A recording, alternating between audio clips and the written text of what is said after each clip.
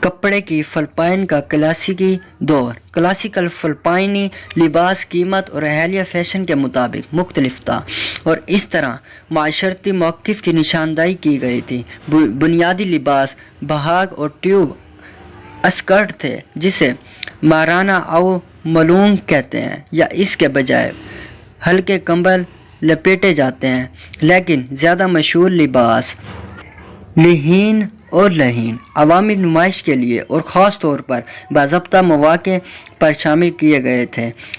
Blouse اور ٹیونکس آستین cap یا ٹخنوں کی لمبائی کے لباس کے ساتھ ڈھیلے دھواں وہ ٹیکسٹائل جس میں وہ بنائے گئے تھے اس طرح مختلف تھے۔ قیمت کے چڑھتے ترتیب میں وہ اباکا رنگین روئی کے دھاگوں سے سجا ہوا باکا روئی سلک اور درآمد شدہ پرنٹ سٹف اور سلیکٹ کی طرح بنے ہوئے ایک خوبصورت ابابا تھے جو ریشم کی طرح پتلے تھے۔ اس کے علاوہ پگفاٹا نے ڈور اور چھال والے کپڑے کے اسکرٹ دونوں کا ذکر کیا۔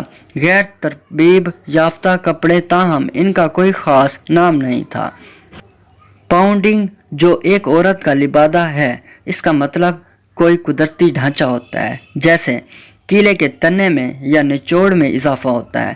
پانی میں لفظ کورنگ جس کا مطلب گھوب گھرائی بالوں ہے جس پر مختصر سکرٹ یا بلاؤز پر لاگو کیا گیا تھا، اور کچھ بہتر چیزیں جو کیلیکو سے بنی ہوتی ہے ان کو صرف کپڑے کے نام پر ہی لباس کہتے تھے، لیکن ٹیپلاگو کے نام سے ٹیگلاگس کو ختم کرنے والے لپٹے ہوئے اسکرٹ کو بامشکل ہی اسکرٹ نہیں سمجھا جاتا تھا۔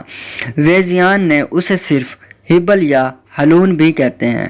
معمول کی ہیڈ ڈریسنگ پونڈنگ ایک پگڑی تھی، حالانکہ پائے میں مرد اور خواتین دونوں ہی سر کا کپڑا یا ہڈانہ پہنا کرتے تھے جسے سیپلونگ کہتے ہیں۔ عام طور پر لوگوں نے کچھ موڑ کے گرد لپٹے ہوئے کچھ اباکا کپڑے کا پونڈنگ پہنا تھا تاکہ یہ پگڑی سے زیادہ سرپوش تھا، اور اسی وجہ سے اسے پونڈنگ کہا جاتا ہے، کیونکہ بعد میں عیسائی تصویروں پر تاج اور دیڈم کہا جاتا تھا۔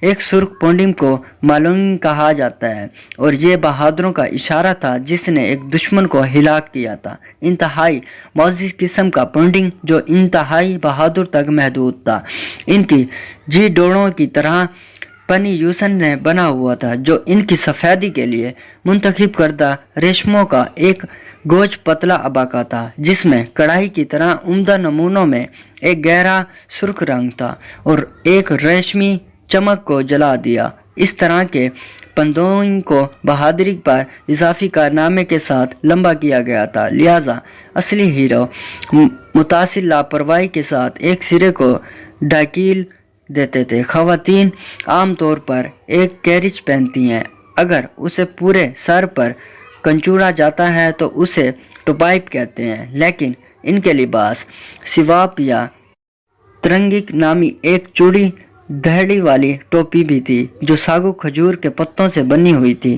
کچھ واضح طور پر عہدے کی علامت تھے جو ہامابون کی ملکہ میلگن کے دورے کے دوران بڑے پیمانے پر سنے گئے تھے، تو اس سے پہلے اس کی ایک ٹوپی لے کر 3 لڑکیاں تھیں، ایک گیرج تاج والا سیبو کا ایک سر جوڑا جو پیدل سفر یا کشتی کے ذریعے سفر کرنے کے لیے دونوں جنسوں کے ذریعے استعمال ہوتا تھا۔ اسے سروکے کہا جاتا ہے جس کا اصل مطلب پانی جانا جاتا ہے۔